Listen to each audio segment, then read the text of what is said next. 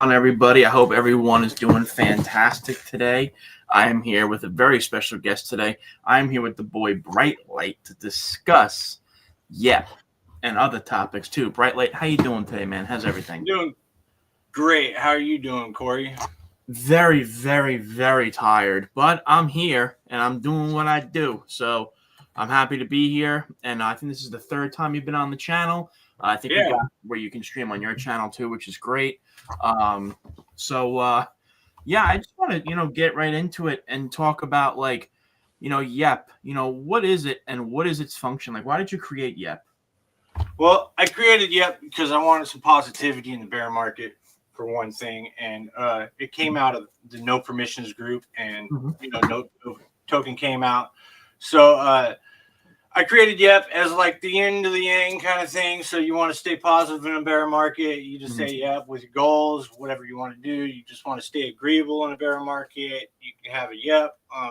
You could even troll people with Yep token, even if you don't even agree with them. You can be kind of sarcastic with it, So it kind of has like a meme ability there, and you can say Yep is about teamwork and making the dream work, kind of like Cream does, And I kind of wanted to like have like a positivity about it with achieving your dream, reaching your goals, things like that.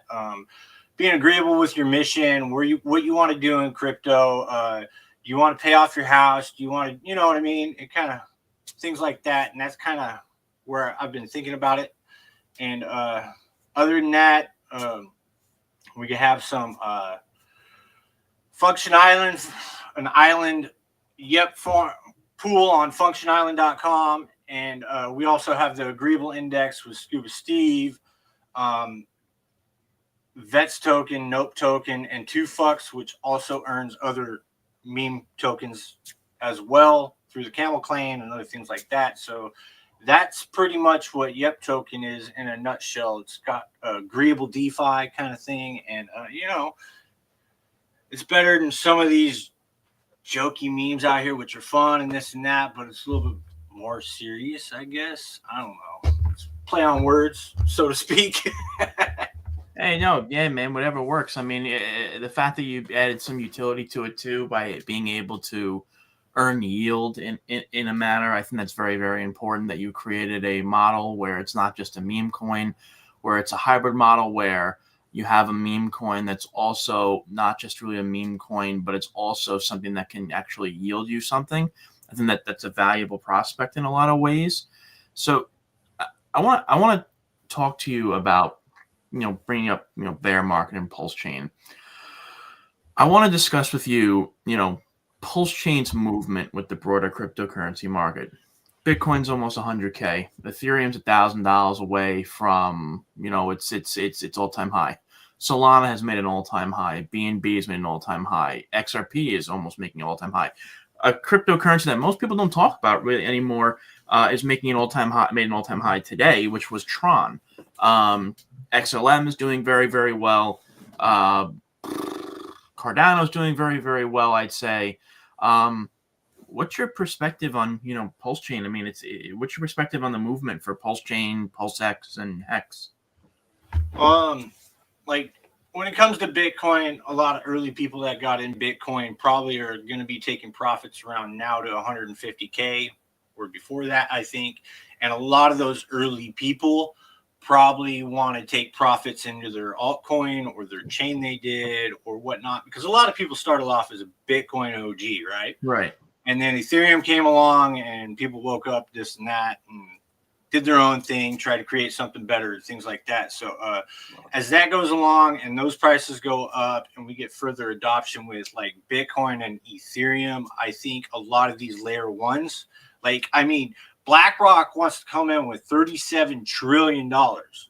That's enough for $1 trillion for every layer one there is. And layer two. Dude. I mean, like, if you really think about that, it could blow up in like big possibilities. And with Richard Hart having Pulsechain and True DeFi and things like that, which really is more decentralized than other chains and less censorship, I think we've been kind of on the back burner, especially with this SEC thing kind of going on. And once that set up and falls through and looks like, the case might get dismissed, it might not. We might get a fine. Who knows? It's still up in the air right now. But I think once that is settled, there'll be certainty with Pulsechain, and a lot of people from other chains will go, whoa, wait a minute, what's going on over here? And they'll want to come flooding in. You know what I mean? So I still really am bullish on Pulsechain. That's one of the reasons why I stayed here and built something on top of it. And hopefully people can agree with that, No, and that's kind of what I was alluding to, because I'm going to be real. Like I've been saying, Pulsechain and PulseX and Hex have not been performing compared to other layer ones right now. And I think a big reason for that is the SEC case. And, we see it through our very eyes that Gary Gensler stepping down. A lot of regulatory encroachments don't seem they may not happen as frequently because of the new administration coming in. Thank God. So I'd like to believe that this. I'm hopeful. I'm hopeful that we have a good outcome, because the last thing I want is to see this community, who has gone through so much, be basically the XRP of last cycle, and Pulsechain, PulseX, and Hex don't see their true value because they're suppressed by an outside agency that really is not going to have the same amount of power and draconian encroachment on this industry, especially with the new SEC pick. I forgot his name. He's a libertarian. It was just announced today. He's a libertarian. I don't know his name off the top of my head. I didn't hear that. I'm gonna have to look that up later. Yeah. I don't know. I don't know his name. But yeah, I don't know if it's a rumor or not, but that's what I heard. So again, don't take it as gospel. I'm not saying his name because I just don't remember his name. But also, I saw this on Twitter a few times that Trump has either decided or will decide on this particular person. So you can find that out for yourself, guys, and girls, of course. But yeah, and also you brought up 100 to 150K. I've been having this little discussion and debate with outside friends on where Bitcoin's going to go. The consensus among my friends is 200K. The consensus for me, again, not financial advice at all. I'm not a financial advisor. It's not going to 200K this run. I don't think it's going to. I just don't. But 150K, 140K, there is a possibility there, I think. That psychological resistance of 100K needs to be broken, though. Yeah, 100K is going to be a big one because it's a psychological barrier. But yes, I think once in January 20th, when Trump gets in, I mean, there's a lot of uncertainty that's going to be gone away. Yes. I mean, the domino with Gary's falling away, all the other picks are falling away, and it's starting like the first time in history, crypto is starting to be very positive. You know what I mean? Politically speaking. Crypto probably doesn't know how to deal with this. I agree. To be honest. Yeah, we're like excited, things like that, and we know we're going to go up in price, but it's like, okay, where are they going to take us is the next question that I would think. And then, like, if the Bitcoin reserve happens in the first couple of years, I mean, like, that will make us go to 250 and above. I mean, if governments are buying it, because the front running of other governments will want to front run the U.S. because we're the reserve, and it'll be a big spiral into like just heaven of pumpage, I guess. I would assume, you know what I mean? Especially with everybody on board Trump's plan, There's definitely I'm sorry? And being up there with the politics and the Bitcoin reserve and stuff like that, you could possibly see like what Richard was calling for was like 245, 250K, something like that, way back months ago. Or some of the people are saying around 400, like plan B, but it's like we'll see. It depends on politics, really. I mean, BlackRock can only suck up so much without the political favor. You know what I mean? Yeah, no. I mean, it really goes back to the conversation on like, see, for me, I know a lot of people don't approve of the things that I say a lot when it comes to price perspectives on my end, because I'm a very conservative person. I was one of the few people saying, when everyone was saying that it was going to go to 100K last cycle, that it wasn't. I don't believe that. And again, like, I think that this is going to be a very, very important cycle with crypto and politics. I agree with you 100%. I think that's a valuable prospect. And I think that cryptocurrency needs to now accept the amalgam of decentralization and centralization, because I know that there was this libertarian zeitgeist that existed from 2009 to, I would say, it really started ending when I first got into crypto in 2017, because government started to really pay attention to it in 2017, especially after it hit 20,000 at the end of December of 2017. So I really do believe that there has to be some type of acceptance that this is decentralized in a lot of ways, but it's not that anarcho-capitalistic sentiment that once existed about this space anymore. There has to take the good. You have to take the good with the, I don't want to say the bad, because it's not bad, but you want to take the good with the good decentralization aspects, with the approval and maturation of having centralized authorities and regulatory agencies looking at this and saying, well, this space is legitimate. How do we attempt to govern this in some way? Well, there will be definite like political centralizations, I think. Right. Kind of like the SEC, but different. It depends on the heads of these organizations and government when it comes to politics. I think that they severely need a deep understanding of crypto and where the line needs to be drawn between libertarian, full anarchy kind of thing, or full like state nationalism. You know what I mean?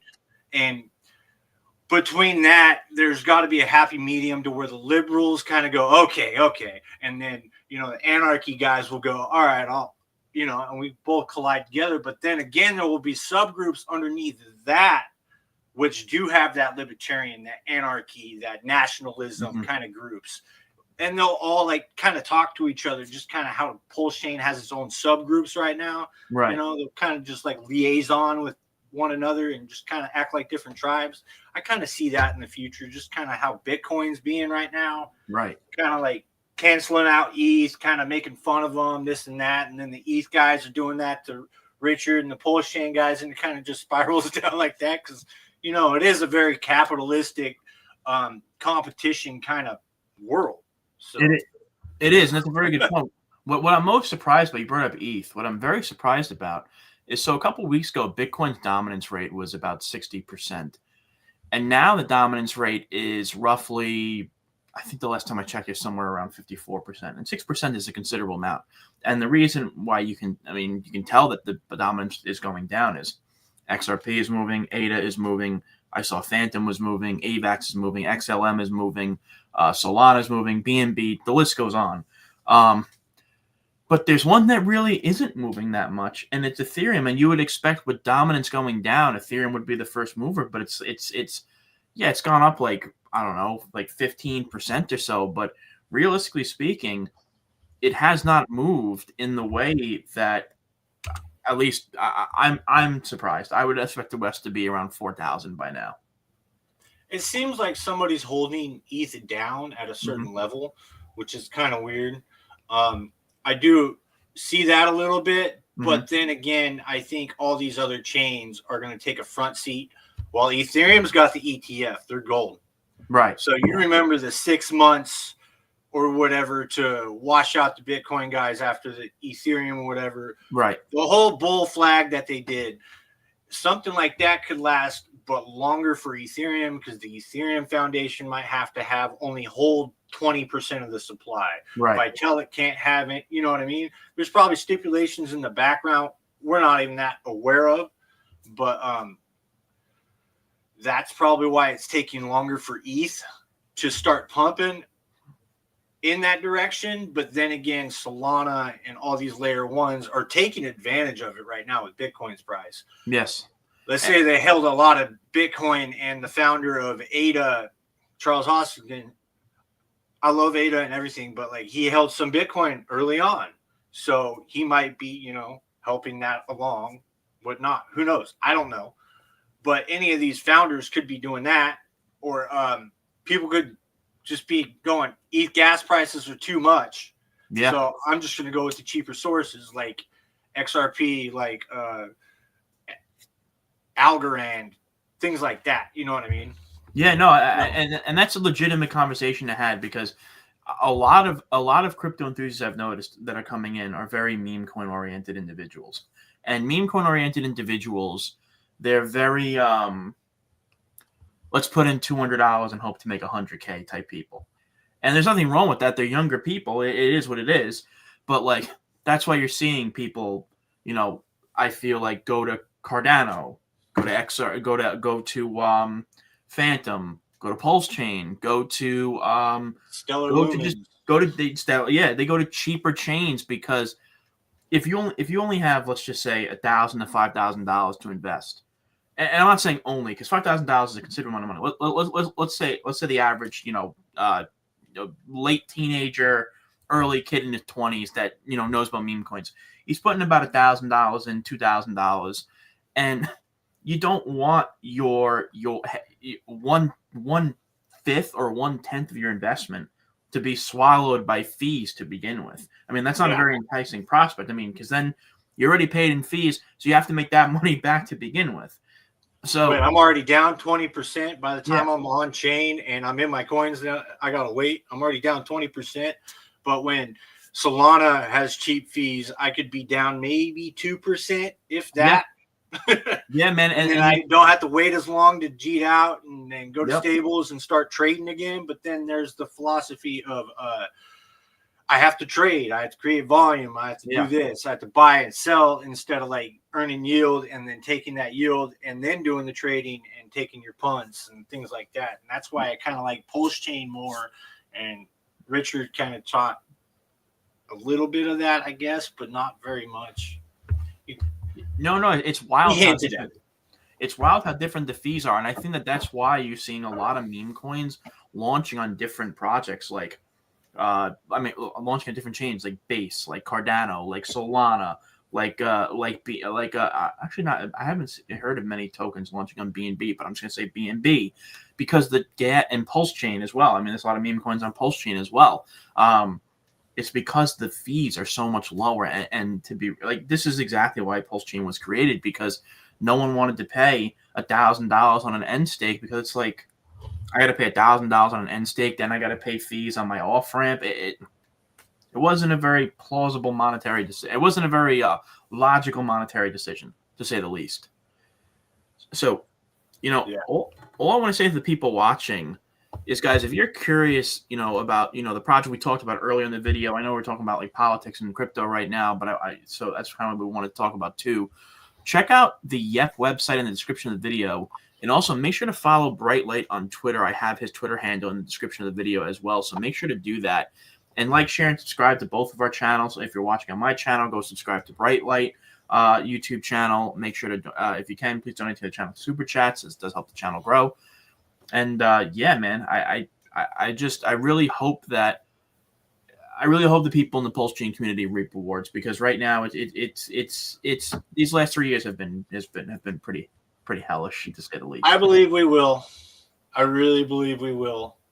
And it'll probably shock a lot of people on the mainstream kind of side of things. But other than that, like, if you wanted to earn yield, it's here on any chain. You can go to any chain you want, but I'm just Pulsechain agnostic kind of right now. You know what I mean? Of course. Yeah, and, I'm here to stay. I kind of believe in Richard's values, his philosophies, and that's where my home is. So when it comes to blockchain, at least, I rarely ever go off of it, just on board or off board, whatever. I haven't done that in a long time. But yeah, you can follow me at RedRay57 on X, on YouTube, pretty much anywhere right there. And then on my website, yeponpulse.com. And yeah, if you want to earn, I think APR right now with 40,000, a little over 40,000 in the agreeable index, it's about 100% APY right now. So you can do that. with the Yep token, the Steve token, any of that. Do your own research. Yeah. Yeah, no, and I agree with you. For me personally, I'm just going to say one last thing, and then we can end. Is I'm very I'm Pulsechain centric as well. I mean, I've said this many times that if you look at my channel, it's about 80% Pulsechain, but I've also delved out to the other side, the other ecosystems. Even before I got introduced to Pulsechain, like Icon, like Solana, like Band Protocol. There are projects that I've interviewed, blockchains that I've interviewed that or even talked about that people may not even have heard of. I do delve out into the other ecosystems. Like as you guys know, I'm a huge fan of Charles Hoskinson. I'm a big fan of Charles Hoskinson. I always have been. I think he's a great founder. I still have a little bit. Yeah, from the last cycle, and I'm just like, whatever. It's one of those punts now. You know what I mean? If it makes it, it makes it. Of course. And no, I was on a lot of like chains last cycle, and I finally made my decision. Pulsechain, and that's where I'm gonna stay. Yeah, I mean, listen, like this community has helped me and has propped me up so much where a lot of these big YouTubers may not have given me the time of day without the subscriber count I have as a result of this community. Like I brought this up last stream, and I brought it up numerous times before. Before Pulsechain, I was a channel that was growing very slowly. I was only an icon, and I talked with other projects, small ones, but I talked to other projects, and it took me like 2 years to get 500 subscribers. 2 years, and then like after I stopped, really talking about icon constantly, my subscriber count went down, and then I got into the Pulsechain ecosystem, and like my subscriber count like tripled in the matter of 3 months, and I was like, oh wow, okay, this is a very supportive community. So yeah, I mean, I'm a huge fan of the Pulsechain community. I'm a huge fan of also the Cardano community. I'm a huge fan of just blockchains that I believe have longevity, and I believe Pulsechain, Cardano, and other ones that I have talked about have that longevity. And again, like I said, I got to give that a shout out to the Pulsechain community for all that they've done for me. And I've seen that progress ever since like 2021. I watch you from time to time, and I've seen your subscribers grow and your channel grow and everything like that. And I'm glad you stuck it in there and everything. And like my channel right now has only got like 133 subscribers, but I only do like a stream a week on my own, So if I did it every day, I could probably grow it faster, but I mean, I'm just taking it slow, trying just to keep so I don't get burnt out, things like that. That's what happens, bro. I'm gonna tell you from experience before we end. Streaming almost from late 2021 to 2024, I would say. I mean, this is obviously an average and assumption based. I'd say on average for about 10 to 15 times a month. It becomes very exhausting. And I know people are like, "What do you mean exhausting? You just sit in a chair and talk." But like, it gets to be like there's only so much you can talk about without it becoming diluted, the content being diluted. So like the last 4 months, I've only been doing like 6-7 streams a month. But as the bull market comes, like and projects start, projects want to come on the channel, guys, utilize Brightlight, utilize me, in showcasing the platform for your projects. It's important to do. So I just want to say Brightlight, and it's always a great conversation with you. I want to say thank you so much for your time, brother. Yeah. It's always important to come together and, go on everybody's stream and be part of the team, man. Team Pulsechain. Absolutely.